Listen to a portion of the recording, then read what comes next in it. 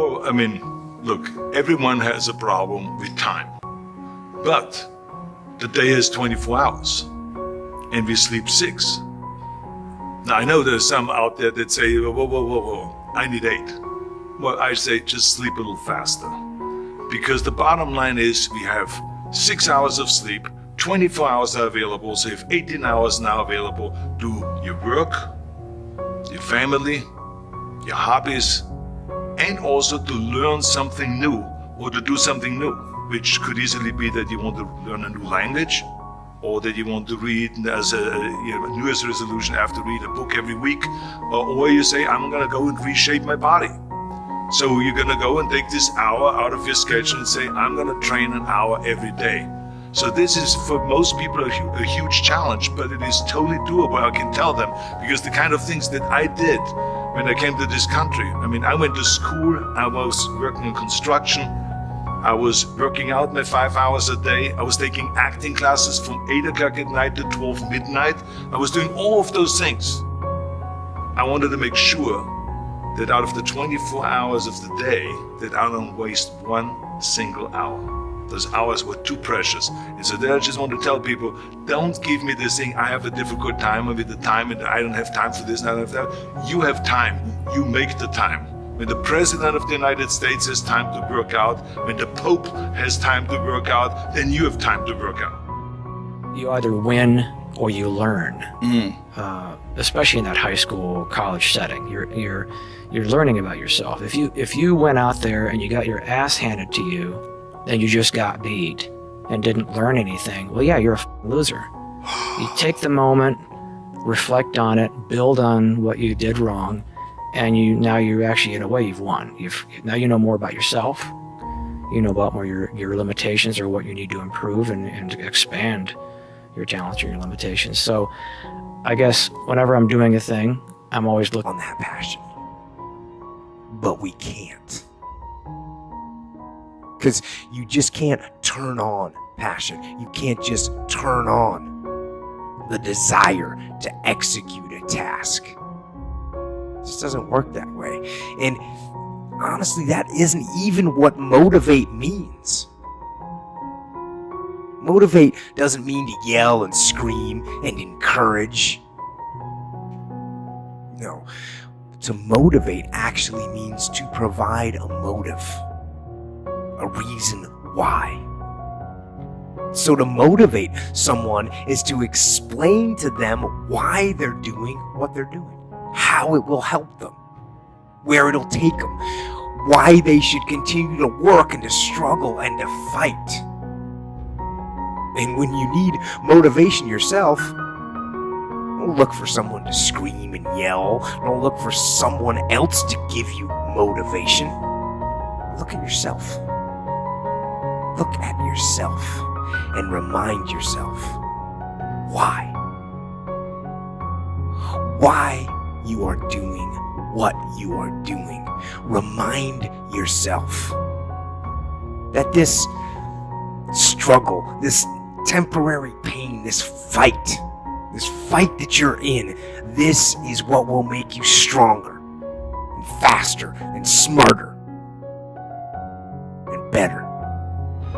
And then, with that motivation, go forward into the fray, into the storm. Once you make that willingness to change, the book falls off the shelf, or the teacher shows up in a form that you could have never imagined. Or you hear something on the radio, or you meet a cab driver, or some enlightened conversation comes into your realm that all of a sudden is that shift that you needed to make that change and create that catalyst that becomes your greatest possibly can. I came up with a slogan, and I tell it to my kids all the time. I say, there's no losing, only learning. There's no failure, only opportunities. And there's no problems, only solutions.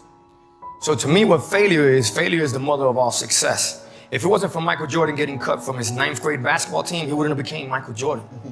You know, if it wasn't for, I seen an article the other day where they were talking about Oprah Winfrey and how she got fired because she wasn't good for television. You know, you got people like Walt Disney who got fired, if I'm not mistaken, from a newspaper saying he had no imagination.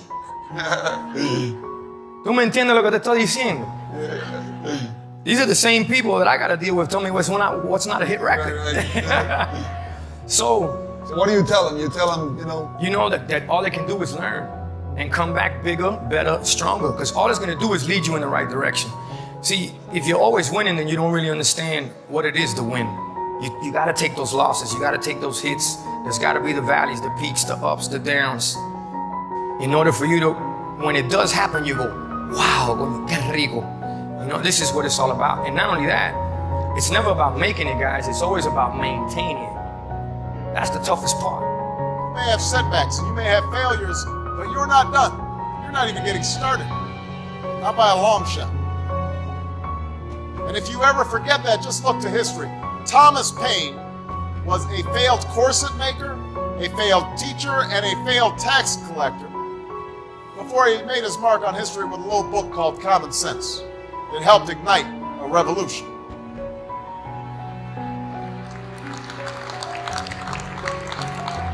Julia Child didn't publish her first cookbook until she was almost 50. Colonel Sanders didn't open up his first Kentucky Fried Chicken until he was in his 60s. Winston Churchill was dismissed as little more than a has-been who enjoyed scotch a little bit too much before he took over as Prime Minister and saw Great Britain through its finest hour. No one thought a former football player stocking shelves at the local supermarket would return to the game he loved, become a Super Bowl MVP, and then come here to Arizona and lead your Cardinals to their first Super Bowl. Your body of work is never done. Each of them, at one point in their life, didn't have any title or much status to speak of. But they had passion, a commitment to following that passion wherever it would lead, and to working hard every step along the way. I want you to really get in touch with, first of all, the fact that you are interested in all of it, and that you could be interested in any one of these topics, genuinely. Right? This is something you have to kind of like pause and admit to yourself. You have to say to yourself, okay, wait a minute. What's really going on here? Sure, maybe there's a subject that I do like a little bit more than another subject, like maybe math. I don't really like math, but like, let's say history, I'm really fascinated by people and history. That's cool, you can have those preferences, but also don't be so close-minded to say, well, you know what, I'm just bad at math, I just hate math.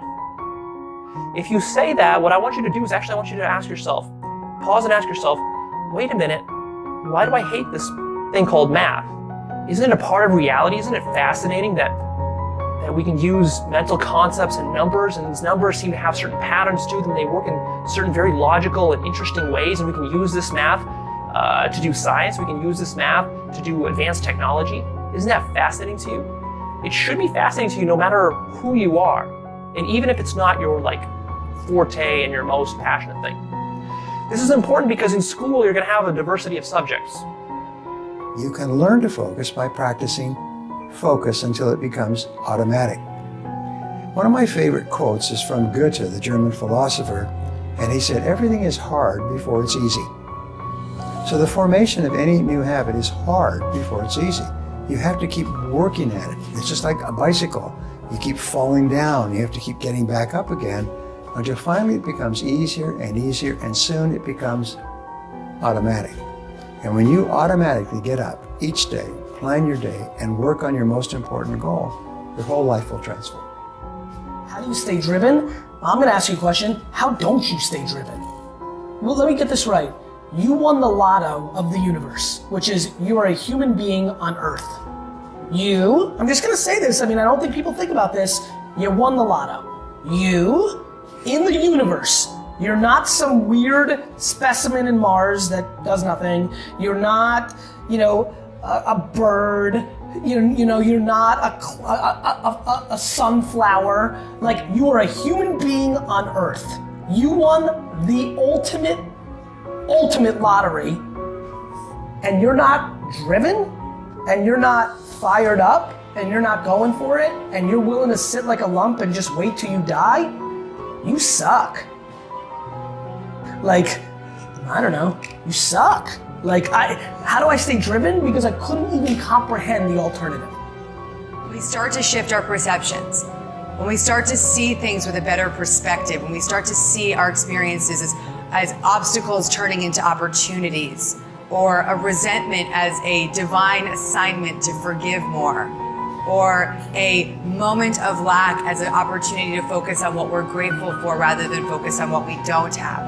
When we start to make these shifts within our life, what begins to happen is that we begin to have more faith in that way of being. And so the neat thing that occurs, and this has been my experience in the past 6 years of practicing the life of a spirit junkie, is that now my choices, my moment-to-moment choices, are choosing more of a positive perspective. When there's traffic, my first thought is, okay, I welcome the traffic to go away. I start to think about the ways, or if I'm supposed to be late, maybe I'm meant to be there late. Maybe there's something greater coming. Or if something doesn't happen the exact way that I believe it should happen, I know, and my first thought is, there's something way greater coming.